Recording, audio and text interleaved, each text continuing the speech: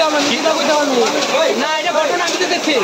ঘটনা আমি সময় আমার ছোট ভাই করতো, আমি দেখতেছি হঠাৎ আমরা থাকাইতেছি, হঠাৎ করে আমার গিন্নায় কইতাছে কি কয় হেরা ঘরে আগুন ধরতেছে, গ্যাস চুকি দিলাম গিয়ে কারেন্টের তারের মধ্যে আগুন ধরতেছে, কারেন্টের তারের মধ্যে আগুন ধরতেছে। পরে তারপরে গ্রামে গ্যাং ফেলাইলাম, ফালাই শুধু চিলাচিলি শুরু হয়েছে আর কি। এর হেও বাড়িতে আমার ছোট ভাইয়া বাড়িতে নাই, এর বউ বাড়িতে নাই। কোন জায়গা এটা? এটা হলো সুভাষ পার্ক চরবনকি কালীবাড়ি। আপনার নাম?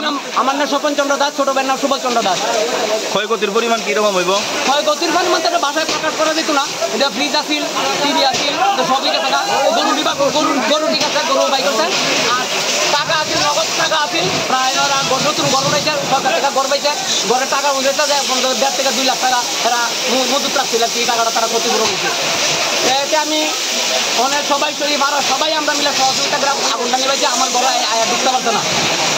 আমি সবাই ধন্যবাদ জানাই যে আমার ঘরে ঢুকতে না, সবাই যে সহযোগিতা করে আগুনটাকে নিবান দিয়েছে।